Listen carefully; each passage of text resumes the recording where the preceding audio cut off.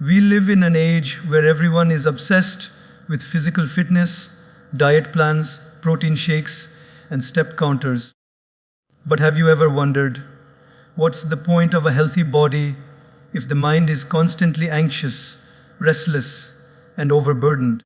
A sharp mind in a calm state is far more powerful than a fit body with a storm inside. And yet, we don't hit the gym for our mind. We don't detox our thoughts. We don't even stretch our emotions. We must ask, are we truly healthy if the mind is not at peace? Today, I want to talk to you not just about health, but about the forgotten half of it, mental and spiritual health. You see, a healthy mind is not just about being free from stress. It's about being deeply rooted in awareness, in purpose, in balance. A healthy mind knows when to push forward and when to be still. It knows how to handle success with humility and failure with grace. It knows that the world outside may change, but peace must remain unshaken within. And let me say this clearly. The secret to a healthy mind is not found in a textbook or a TED talk. It's found in the quiet connection between you and the divine. When your mind is aligned with a higher power, with God, not a religious label, not a name, but that eternal energy that holds the sun and the stars in place, when your mind is aligned with that, peace becomes your natural state, not a temporary reward. So today, let's discover this secret together. Let's not just chase success with a sick mind. Let's build a life where the mind is strong, calm, and spiritually grounded. Let's walk through 7 powerful practices that have changed lives. Not because they're trendy, but because they align the mind with truth, discipline, and divinity. Every morning, when we wake up, the first thing we think about isn't always something positive. Sometimes it's an unfinished task, a stressful conversation, a worry about money, a memory that didn't go well yesterday, or anxiety about what might go wrong today. What we don't realize is that in those very first few moments, we are feeding our mind, and what we feed it, either positivity or negativity, becomes the seed for the entire day. Just as our body cannot function on junk food, our mind cannot thrive on junk thoughts. The principle is simple but life-changing. Feed your mind like you feed your body. Imagine someone going to the gym daily, lifting weights, following a perfect diet, avoiding sugar, counting calories, hydrating perfectly, all for their physical health. But this same person spends hours scrolling through negative news, gossip videos, and people's curated highlight reels on social media. By the end of the day, their body is glowing, but their mind is tired, insecure, and anxious. Because we paid attention to what went into our stomach, but not what went into our thoughts. Our mind is like a garden. If we plant roses, we'll get roses. If we plant weeds, we'll get weeds. Most people forget this simple truth: your mind grows what you plant. And yet we allow anything and everything to enter. We allow drama, complaints, arguments, toxic opinions, and exaggerated fears to enter this sacred space. Then we wonder why we feel tired even after 8 hours of sleep. Why we lose peace even when life is stable. Why we feel unmotivated even when everything seems fine externally. The answer is the mind has been fed with emotional poison. Just like a child needs care and nourishing food to grow properly, our mind needs nourishing thoughts. Thoughts of truth, thoughts of peace, thoughts of humility, thoughts of connection with the divine. We take so much care to choose organic vegetables, read labels before buying snacks, check the expiry date on milk. But when was the last time we checked the expiry date on our thoughts? Some thoughts are so old, so rotten. Someone insulted us 10 years ago, someone betrayed us 5 years ago, and we still carry them daily. We reheat them like stale food and serve them to our mind again and again. Isn't it time we cleaned out the fridge of our consciousness? There's a beautiful example. A man once asked a monk, "What's the secret to inner peace?" The monk smiled and said, "Every day, I choose what I feed my mind, just like you choose what you feed your stomach."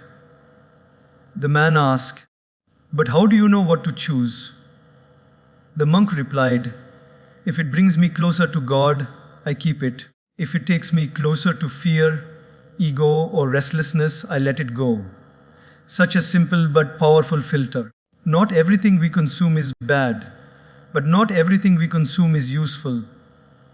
The sad part is, society teaches us how to make a living, not how to make a life. They teach us productivity, competition, and ambition.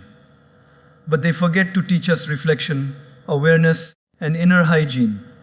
Just like brushing our teeth is daily, cleaning our mind must also be daily. We must ask ourselves, what did I think most about today? Was I filled with gratitude or comparison? Did I speak words that uplifted or words that complained? Did I consume content that enriched my soul or just entertained my eyes? To feed the mind right, we don't need to isolate ourselves. We just need to choose mindfully. A 10-minute walk in nature without noise. A few pages from a spiritually grounded book. A conversation with someone who lives in truth, not ego. A few moments of stillness where you just sit and connect with God, not through rituals, but through silence. These are the fruits, the vitamins, the clean water for your inner world.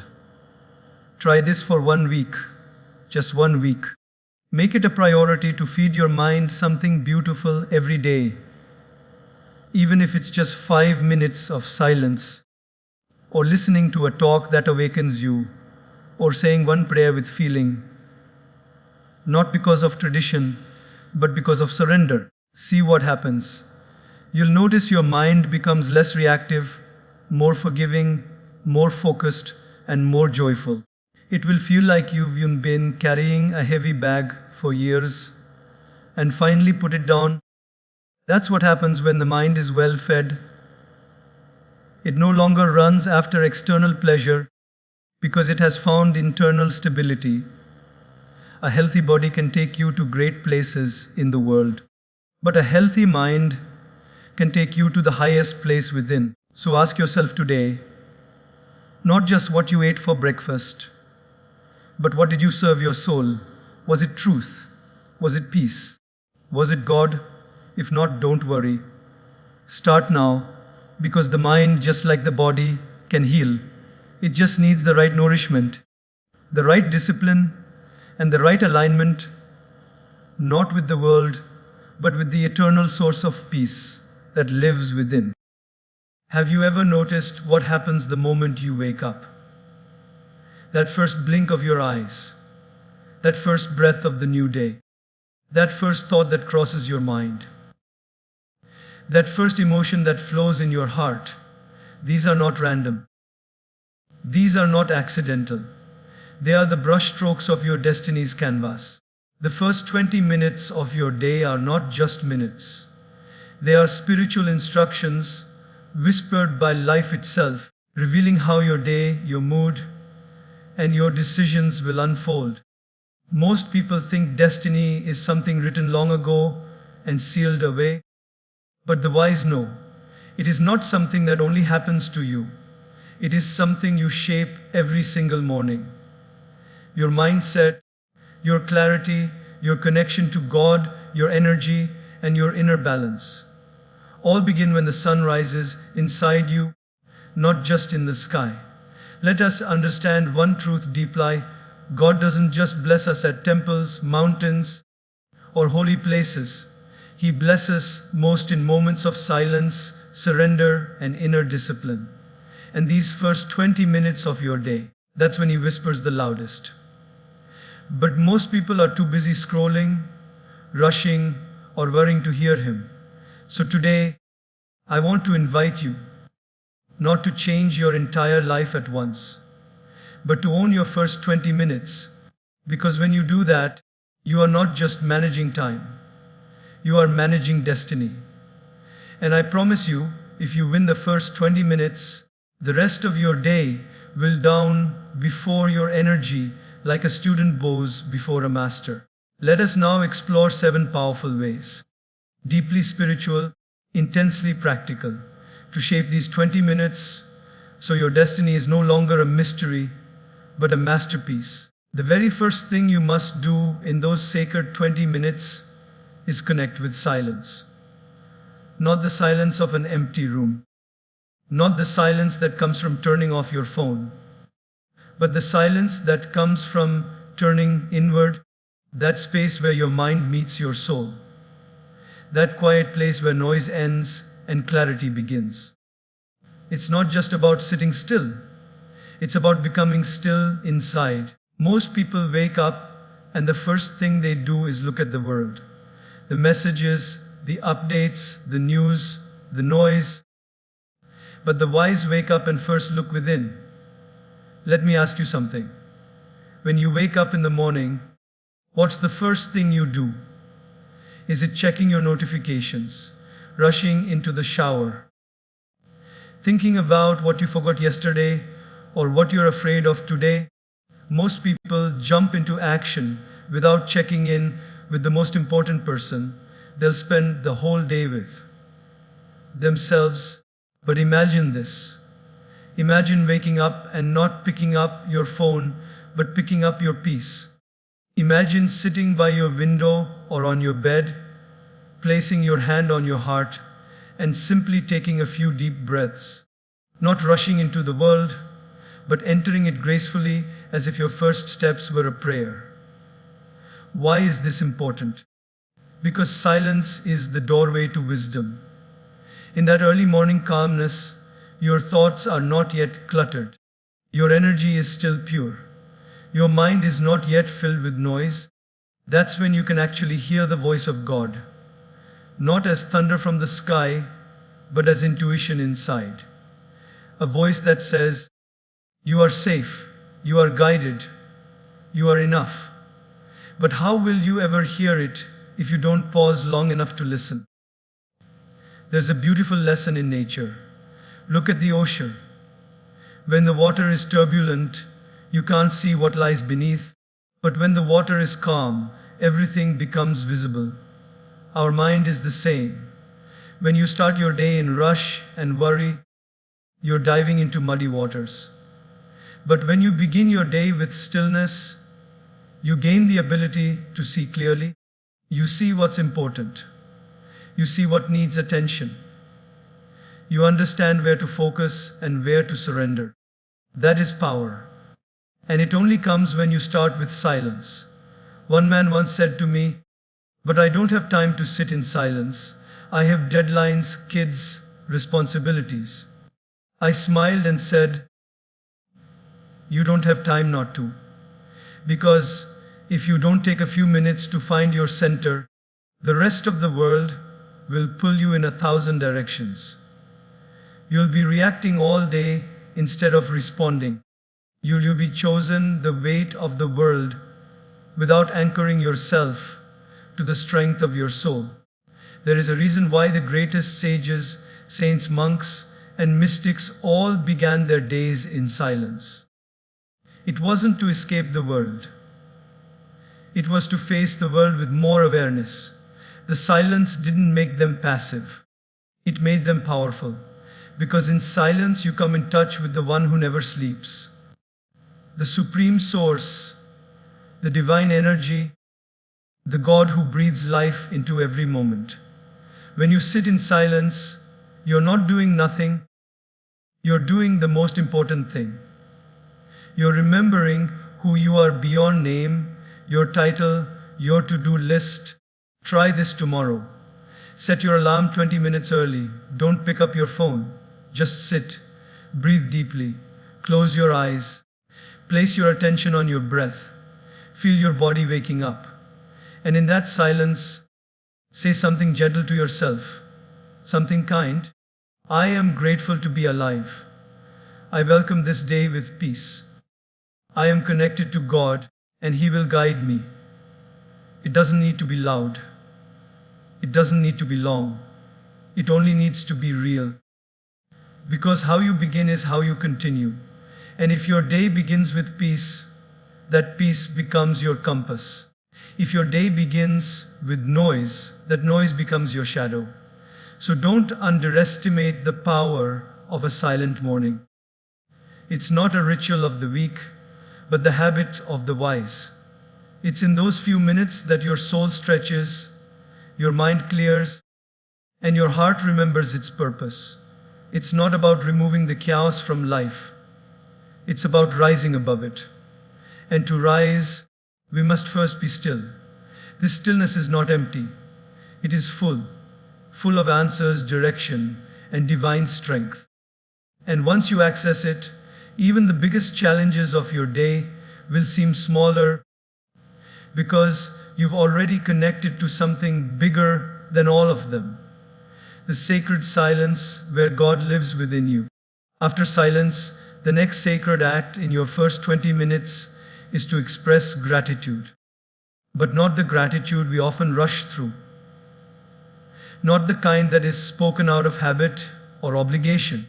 I'm talking about heartfelt, mindful, living gratitude.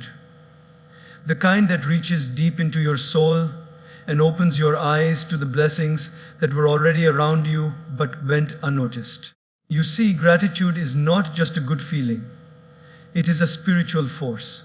It changes your vibration. It shifts your entire energy field. When you wake up in the morning and immediately begin by complaining about your body, your responsibilities, your problems, or your past, you are inviting the same energy into the rest of your day. But when you wake up and choose to start with gratitude, no matter how small or simple, you are telling life, I am ready to receive more because I have already seen the gift in what I have. Imagine this. You open your eyes in the morning, and instead of jumping out of bed thinking of stress or schedules, you pause. You take a breath, you place your hand over your heart and whisper, thank you. Thank you for this breath. Thank you for this life. Thank you for another day to try again. Thank you for the people I love. Thank you for the strength to deal with what's ahead. That simple act rewires your brain. It shifts your chemistry. You begin to look at your day not as a burden to survive, but a gift to embrace. I once met a man who had very little. He didn't have a big house, a fancy car, or much money. But he was the happiest man I had ever met. I asked him, "What's your secret?" He said, "Every morning when I open my eyes, I find 5 new things to be thankful for. Some days it's the sunshine. Some days it's the birds. Some days it's just the fact that I still have my sight and my breath. And that's enough for me to feel wealthy." That man taught me a great lesson. Wealth is not always in the bank. It's often in the heart. We live in a world where people are constantly chasing what's next. More success, more likes, more attention, more possessions. But what if the real power was in cherishing what's already here? When you start your morning with gratitude, you're not saying life is perfect. You're saying, I choose to see what's right even when things feel wrong. I choose to focus on light even when there are shadows. I choose to acknowledge that God has already given me more than I often recognize. A gratitude is not only a practice, it's a spiritual discipline. It trains your mind to look for blessings. It protects your heart from bitterness. And most importantly, it invites more abundance into your life. Because when you are grateful, you open the door of trust. You tell the universe, I trust that more good is coming. And the universe, like a faithful mirror, reflects that energy right back to you. Some people say, I'll be grateful when things get better. But life doesn't work that way. Things get better when you are grateful. Gratitude doesn't come after miracles, it creates them. A person who begins their day by appreciating their health, their loved ones, the roof over their head, the taste of clean water, the sound of laughter, the opportunity to work, to learn, that person carries a power that no problem can defeat. Try this tomorrow morning. Before you even get out of bed, think of 5 things you're grateful for. Don't just list them like a robot. Feel them. Remember why they matter. It could be as simple as the softness of your pillow, or as profound as the presence of your family. Then write them down, speak them out loud. Thank God not as a formality, but as a living connection. And if you're going through a tough time, dig deeper. Even in pain, there is something to be thankful for. Maybe it's the lesson, maybe it's the support around you, maybe it's just the fact that you're still standing. When gratitude becomes your first language every morning, you'll notice how your relationships change. You'll complain less and appreciate more. You'll become more compassionate, less reactive. You'll feel stronger in the face of setbacks because you've trained your heart to see blessings even in disguise. Remember, the first 20 minutes of your day are not for chasing the world. They are for grounding yourself in what matters. And gratitude is the root that grounds you. It reminds you that you are already blessed. It humbles your ego. It calms your restlessness. And it aligns you with the highest truth, that you are never alone, never forgotten, and always held in the embrace of a higher power. So, when the sun rises, don't rise in worry. Rise in thanks. Because when you fill your morning with gratitude, you fill your life with grace. Once you've touched silence and awakened gratitude, the next sacred thing to do in your first 20 minutes is to set your intention for the day. This is not just about making a do list. This is deeper. This is about aligning your energy, your thoughts, and your spirit with purpose. Intention is the spiritual blueprint of your day. Just like an architect doesn't start building a home without a clear design, you should not begin your day without a clear mental and emotional design. Otherwise, the world will build it for you. And you might not like the results. When you don't set an intention, you're like a ship without a compass, easily swayed by every wave of emotion, every storm of stress, and every current of distraction. But when you begin your day with clarity, you take charge. You become the master of your emotions, not the slave of situations. Your actions begin to align with your values. You stop reacting and start responding with wisdom. Let me share something powerful with you. There was a woman who used to feel overwhelmed every single morning. The moment she woke up, her mind was full of anxiety, thoughts of work, relationships, health, responsibilities, all crashing in at once. She felt like she was already drowning before the day had even started. Then, one day, someone suggested she begin her mornings by setting a single intention, just one thought to carry through the day. So she tried. One morning, her intention was, today I will be calm no matter what happens. Another day it was, today I will act with kindness even under pressure. Slowly, her days began to change. The same problems came, but her power to face them increased. Why? Because she wasn't starting her day empty. She was starting it anchored. You see, intentions are not rules. They are reminders. They are gentle whispers to your mind when the noise gets loud. They are like the steering wheel or day. They don't remove the bumps on the road, but they help you stay in the right direction. One small intention planted in those first 20 minutes can guide thousands of decisions, thoughts, and moments throughout the rest of your day. It doesn't have to be complicated. It can be as simple as, today, I choose peace over pressure, or I will speak with love today, or no matter how busy I am, I won't forget to breathe. The key is not to just say it. The key is to feel it. Close your eyes. Picture the day ahead. See yourself walking through it with the strength and mindset that your intention holds. This visualization turns your thought into a seed that grows throughout the day. There is a beautiful truth in ancient wisdom. That thought is the first form of creation. Everything you see around you, every building, every invention, every system, all of it began as a thought. If such things can come from thought, imagine what your own day can become if it is birthed from the right intention.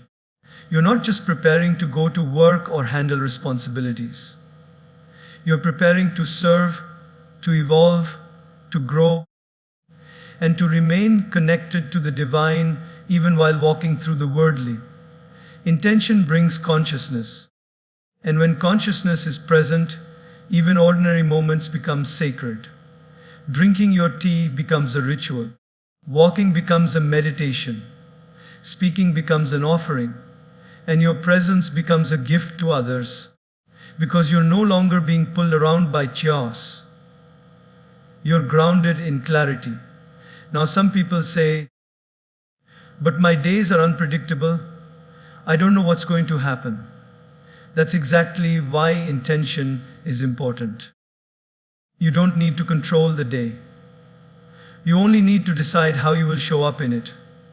Life may bring surprises, but your intention becomes your inner compass. Even if the world throws you off track, you can return to your center simply by remembering what you said that morning. Try this tomorrow. After your silence and gratitude, close your eyes and ask yourself, how do I want to move through this day? Then listen. Don't force the answer. Let it rise. And whatever it is, let it be your anchor. Write it down. Repeat it. Carry it in your heart like a sacred vow. And throughout the day, when you feel distracted or shaken, return to it. Speak it again like a mantra. Let it guide your energy back to purpose. Because the truth is, our time is too precious to live without direction. Our energy is too sacred to waste in confusion. And our life is short to live on autopilot. When you set your intention each morning, you're not just planning your day. You're shaping your destiny with awareness, responsibility, and divine alignment. You become a conscious creator of your reality, rather than a passive receiver of circumstances. So don't underestimate this quiet act. Setting your intention might take only 1 minute, but it has the power to transform every hour that follows. And when done with sincerity, it becomes more than a morning practice. It becomes a daily prayer, a spiritual compass, and a powerful invitation for the universe to walk with you, not ahead of you.